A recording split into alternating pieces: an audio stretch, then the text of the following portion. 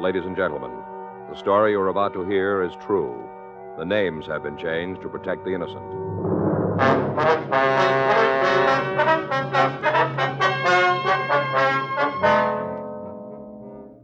You're a detective sergeant. You're assigned to juvenile detail.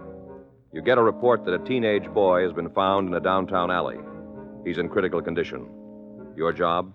Check it out.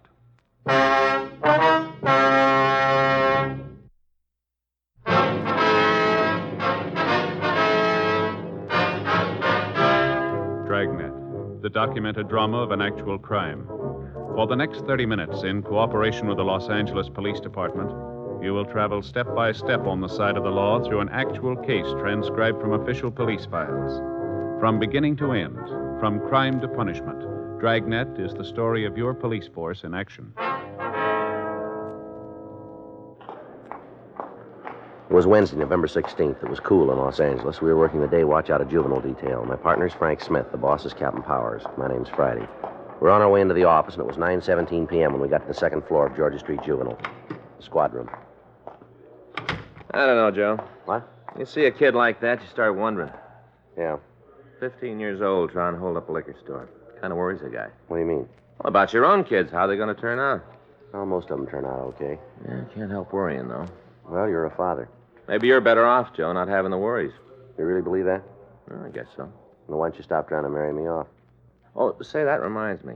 Yeah. You know the Phillips, live down the street from us? I don't think I do. They were over for dinner the same night you were. Yeah. Last summertime, Fay made fried chicken. Oh, yeah. Remember? I remember the chicken. Go ahead. You're going to spend Christmas with us, aren't you? Christmas.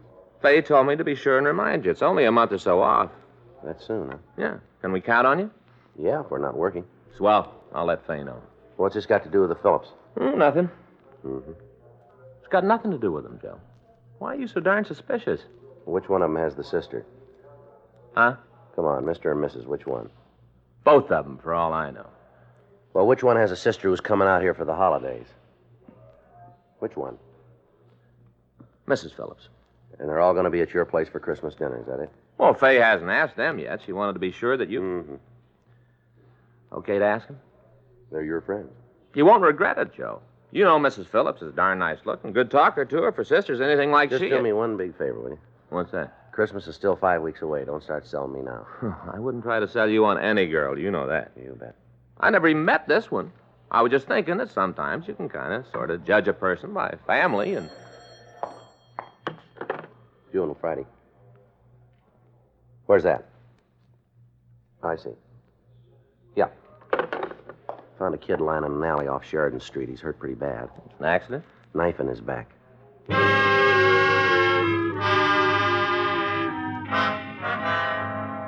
Frank and I drove out to the address where the victim had been found. It was a dark alley that opened onto Sheridan Street in the block between 5th and 6th. An ambulance had been called, and the boy had already been moved to Georgia Street Receiving Hospital.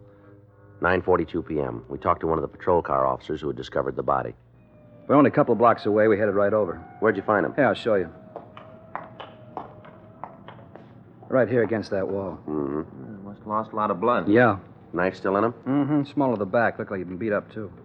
You say anything about who did it? Well, he mumbled something. We couldn't understand him, and then he passed out. How old would you say he was? Oh, 15, 16, maybe. Uh-huh. He's a good-looking kid, about 5'8", black hair, blue eyes, regular features. What kind of clothes? Had jeans and a jacket, windbreaker type. See anybody around who might have done it? No, not a soul. The street was deserted. Mm-hmm. My partner's out looking now. I'll give him a hand. All right. Who filed a complaint? I don't know. Well, we'll check the board. I'm afraid that won't help. Hmm? Well, they don't know either. While a patrol car officer searched the neighborhood for suspects, Frank and I canvassed the area for the person who had reported the crime. 10:16 p.m. We talked to the patrons in a nearby bar and grill. They denied having any knowledge of the assault. 10:42 p.m. We entered a small tobacco shop on the corner of Sheridan and 8th. Evening, gents. How are you, sir? I do, sir. Hi. What can I do for you? We're police officers. This is Frank Smith. My name's Friday. Sam Crest here. Mr. Crest. Something troubling you fellas? I'd like to talk to you for a minute, that's all. Done anything I shouldn't? No, sir, not as far as we know. Well, you never can tell, you know. The way they keep making up new laws nowadays, a person can be a criminal without even half trying. Mm-hmm. Too many rules. That's what's wrong with this country. Too darn many rules. Yes, sir. Ought to be just one. How's that? Do unto others as you would have them do unto you. Golden rule. That ought to be more than sufficient. Yeah. Don't work out that way, though. A man could live up to it every day of his life and still wouldn't keep him out of jail. Mm-hmm. Golden rule don't say nothing about paying income taxes or taking out licenses or filing Social Security reports. Well, does it? No, doesn't seem to. Put you in jail if you don't do them. Yeah. Man can live by the golden rule, don't make no difference. It makes a difference. Oh, some maybe, but not enough. Have you been here all evening, Mr. Crest? Since supper time, When was that? 6:30, eat at the drugstore over on Soto Street. Stop serving food at 7. I see, sir. What time did you get back to the store, do you remember? Oh, 5 odd maybe. And you've been here ever since? Sure. You ain't doubting my word. No, sir. I tell the truth, you know. Yes, sir. I may not get all my government forms figured out right, but I'm a truthful man. Mm-hmm. Anybody suspicious come in here tonight? Suspicious? Mm-hmm. I'm afraid you'll have to explain that. You see, I ain't no policeman. Folks don't look suspicious to me. They just look like folks. Well, any strangers then? Sure, lots of strangers. 8 or 10, maybe. I see. Strangers to me, leastways. I don't get acquainted with folks easy. Uh-huh. Man comes, buys a pack of cigarettes or some tobacco. Don't make him a friend. Well, now, sir, had most of tonight's customers been in before? Oh, some of them had, yeah. Some of them hadn't. I don't keep track. I see. Did you hear anything out on the street? Traffic. Folks walking by. You fellas sure ain't very specific. Well, anything like a fight? Front of my place? In the neighborhood. Well, I didn't hear no fight. Somebody get to mixing it up? Looks that way. Oh, yeah, that's the trouble with this world. People always squabbling. Wherever you go, whatever you do, it ends up in squabbling. Mm. Who was it? We don't know yet. Anybody hurt? Yes, sir. Well, probably brung it on himself. Maybe. Were there any youngsters hanging around your place tonight, Mr. Crest? Youngsters? Teenagers? Well, if there was, I didn't notice them. Kids, huh? Yes, sir. Well, I just don't know what we're coming to. Thank you very much, sir. Sure. All right. Good night, sir. Say, there was one. How's that? One young fella. He didn't hang around, though. He was in a big rush. You know him? No, I don't think I ever saw him before. Could you describe him for us? Oh, just an ordinary kid. How big was he? Oh, not big. He come up to about here on me. Mm-hmm. Probably don't have his full growth yet. Oh, I see. You recall how he was dressed? Well, I didn't pay much attention, only in the shop a couple of minutes. What color was his hair? Light, reddish, or blondish. Nice-looking boy? Oh, no better or worse than most. What time did you see him? Must be nearly a couple of hours ago, along about 9 o'clock. Mm-hmm. Come charging in all out of breath. Yeah. Asked if I had a phone. I pointed out the booth over there in the corner. Go ahead. Well, there's nothing more to tell. He run over to the booth, made a call. Wasn't on the phone more than a few seconds. Mm-hmm. Then he come out and left the shop. Anything else you can tell us about him? I don't think so, no. Except that when he was leaving, Yeah. he wasn't in a hurry like when he come in. He sort of peered out the door first. Mm-hmm. Seemed as though all the steam had gone out of him. He looked back over his shoulder. Yes, sir. Doggonest expression on his face. What do you mean? Like he was scared to death.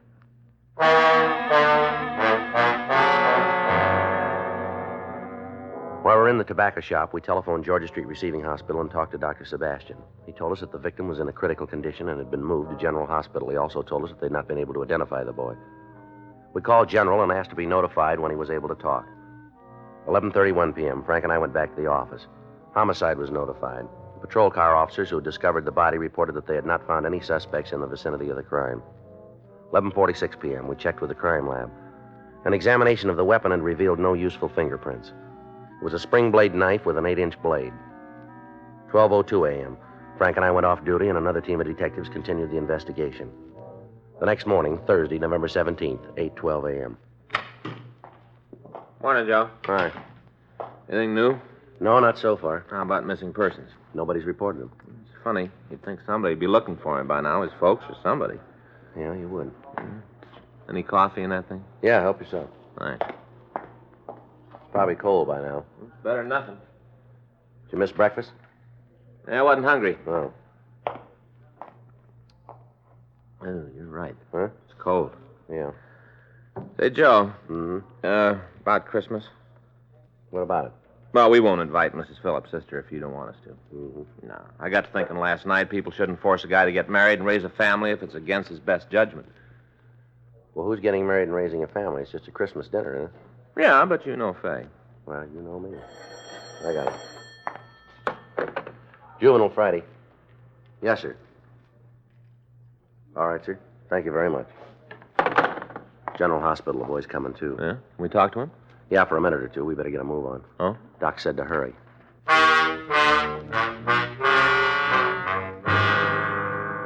Frank and I drove out to General Hospital. The doctor in charge of the case was waiting for us in the hall outside the patient's room. Smith and Friday? Yes, sir. Is it all right to go in? Don't stay too long. All right. Is he going to be all right, Doc? It's too soon to tell. If the wound was an inch higher, I could give you an answer. Yeah? It'd be dead.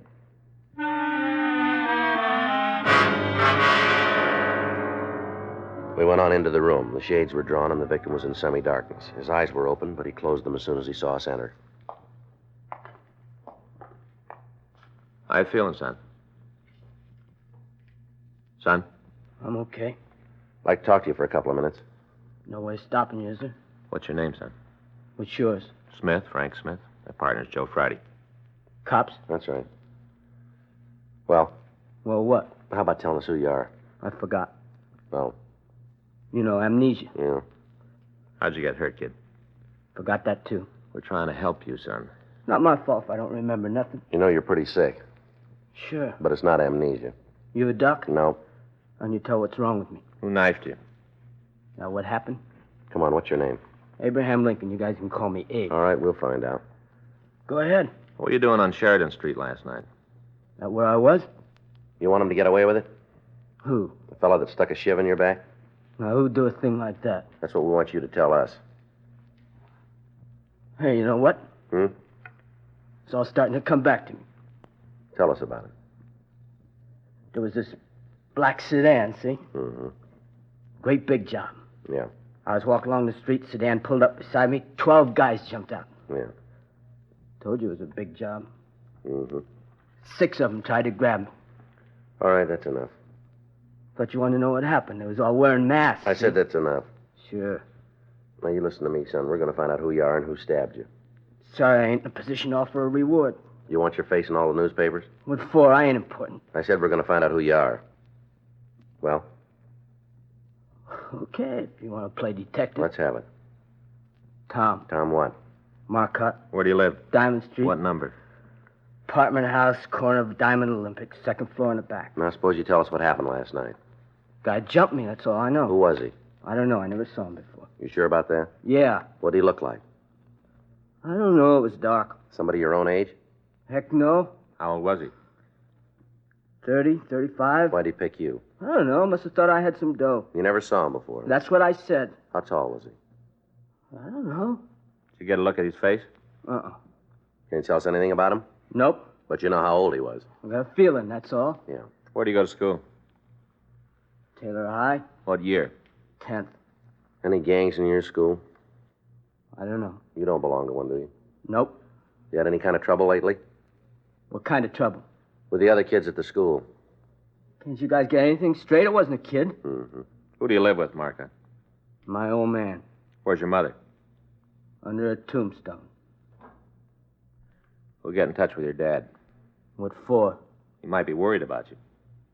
Want to bet?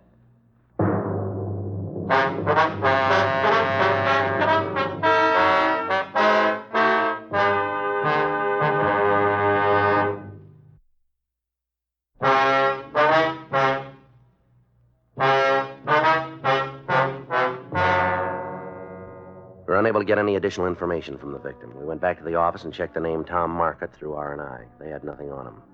9:47 a.m. Frank and I drove out to the address he'd given us. It was a 2-story stucco apartment house, badly in need of repair. We went up to the second floor. Must be this one. Yeah. I don't hear anybody. Take it easy, will you? All right. What's all the pounding for? Marcotte? Yeah? We're police officers. Frank Smith, my name's Friday. Well, what do you want? Come in for a minute? If you don't, I'm going to fall flat on my face. Oh, boy. My head's coming apart in shreds. Mm-hmm. Kind of tied one on last night. That's so. Haven't got an aspirin, have you? No, sir. Right not. Can of beer? Nope. No. That's what I really need. Usually keep a couple in the refrigerator for an emergency like this. Mm-hmm. But that kid of mine's been guzzling them again. We'd like to talk to you about your son, Mr. Market. Yeah? You know he didn't come home last night. Didn't he? Nope. No way of me knowing it. I work nights, drive a hack, don't get home till 4 or 5. He leaves for school before I wake up. I see. What'd you pick him up for? He's not under arrest. Huh? He's in the hospital. Hospital? That's right. He was stabbed last night. Huh? Yeah. He's gonna be all right, ain't he? They don't know yet. Oh. We thought you might be able to help us. Help you? Yeah, find out who did it. You know who your son's friends are? I don't know nothing about him. We don't... Well, we aren't very close. I see. Has he been worried lately about anything? Upset? No more than usual. How's he doing in school? Lousy. Oh. They always ask me to come down and talk to him. Principal, his teachers. What do they say about him? I don't go. Mm-hmm. I went a couple of times when he first came to live with me. Didn't do any good. That's so. I can't change him. Anything I tell Tom just rubs him the wrong way. So he's on his own. How long has your son lived with you? 3 years. How about before that? He was with his mom. Yeah. She divorced me a couple of years after he was born. Took him with her. Mm-hmm. When she died, there was nobody else to look after him. He had to come back to me. Yeah. I gotta get me a glass of water. It'll only take a second. Yeah. Looks like the kid was right, huh? What? About his father. Maybe. Sure doesn't seem very upset. No. Just gotta stop his drinking. Yeah. Never used to feel like this when I was younger. Is that right? Could go on a bat for 2-3 days, come out of it and feel okay. Can't take it anymore. Well, sir, we'll be leaving. If you'd like to see your son, he's at General Hospital. Tom asked to see me? He's pretty sick, Market. You talked to him, didn't you? That's right. He asked to see me? No, he didn't. Didn't think so. I guess I can't blame him for hating me. He figures I didn't want him after his mom died. Figured I had to take him. Yeah. Tried to tell him different. He didn't believe me. We just can't talk, Tom and me. Mm-hmm. Father and son living in the same apartment. Like we speak a different language. Think I ought to go down and see him? Well, that's up to you. He didn't ask for me. It's funny. Live with somebody who hates you, your own son. Well, maybe you're wrong about him. Yeah, you see it in his face, his eyes, the way he talks. Every time I look at him, I can see it. But Tom's the one who's wrong. Yeah. It's not his fault, but he's wrong. You wouldn't believe it on a stack of Bibles. Even you guys don't. What's that? That I love him.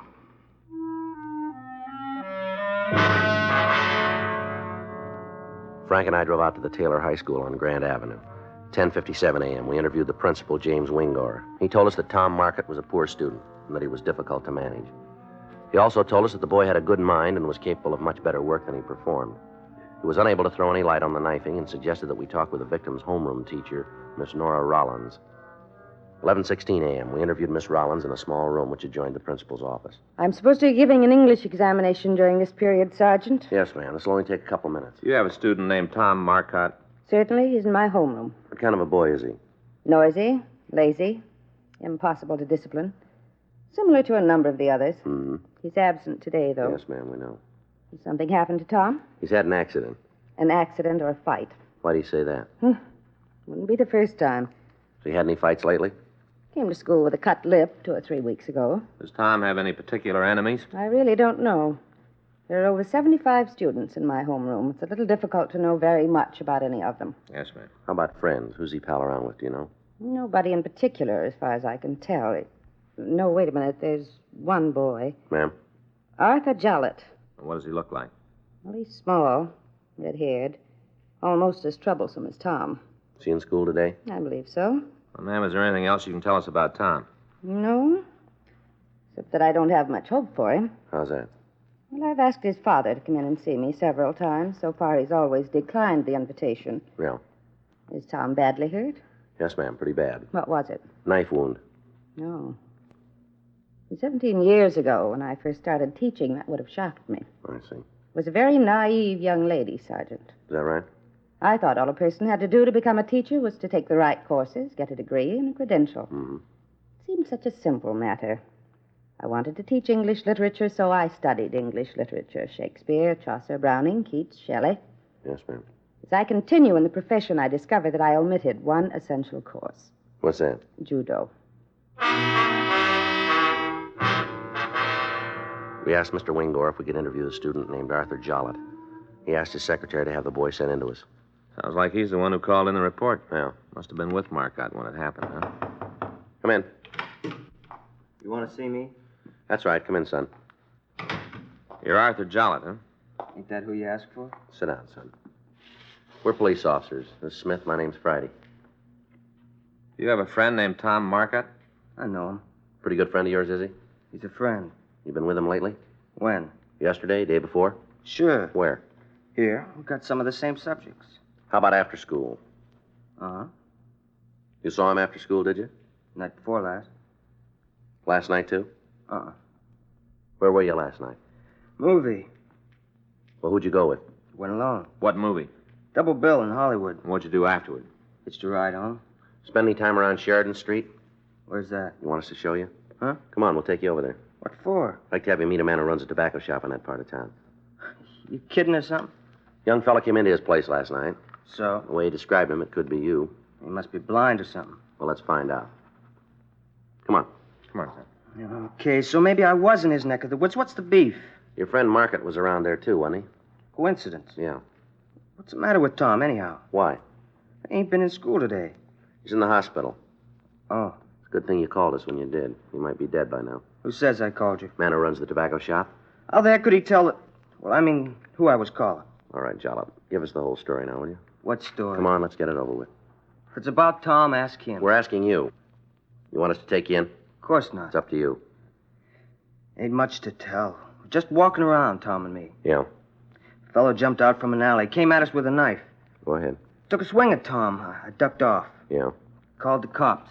That's all I know. Who was it, Jollop? Your guess is as good as mine. We don't think so. Suit yourself. I thought Tom was a friend of yours. He is. Well, we want to know who stabbed him. What do you expect me to do? Dream up a name? How big was he? Medium size? How old? 19, 20. Tom says he was about 35. Tom ought to know. He's a lot closer to him. All right. Let's go down to the Juvenile Bureau. Before, I told you everything I know. Want to show you some mug shots. Forget it. I wouldn't recognize his picture. Let's give it a try, anyway. I'll take it easy, will you? What's the matter? I don't want to be seen leaving with you guys. Is that right? Wouldn't do my reputation any good. Who are you afraid of? I ain't afraid. The guy who knifed your buddy? Is that who you're afraid of? Look, if Tom wanted you to know, he'd have told you, wouldn't he? Tom ain't dead. All right, come on, Jollop. Let's go. Give me an answer. Is Tom okay or not? Does that make any difference to you? Sure, it makes a difference. It doesn't look like it to us. I'm no squealer. All right, you've had your chance. Now you got to go in. Come on. You can't arrest me. A boy was stabbed last night. You saw it. As far as we know, you're the only other person who was there. Now you figure it out. I didn't have nothing to do with it. Tom will tell you so. You throw me in jail, my old man will kill me. Well, that's tough. I ain't going to take the rap. It's up to you. Okay, it was Jerry. Jerry who? Longren. You go to this school? Yeah. What was it all about? Tom tried to date Jerry's girl. Jerry heard about her, followed us last night. I'll get a hold of Longren. All right. Hey, wait a minute. Yeah. If Jerry finds out I squealed on him, he'll do even worse to me. He ain't going to find out, is he? We won't tell him. If it tumbles, you can start sending flowers. Jerry's the big man around school. Yeah. We're 6 foot, lots of muscle, lots of shove. Well, that doesn't make him a big man, does it? Huh? He needs a knife.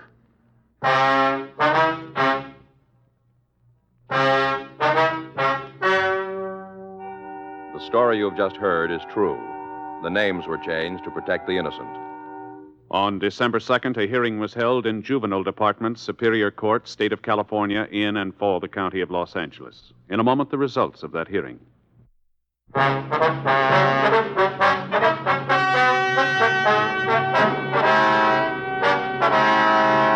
Petitions were filed on both the victim and the subject.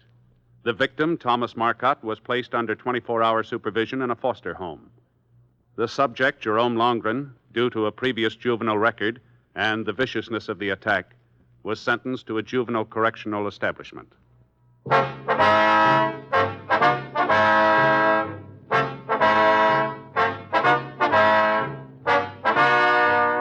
You have just heard Dragnet, a series of authentic cases from official files. Technical advice comes from the Office of Chief of Police W.H. Parker, Los Angeles Police Department.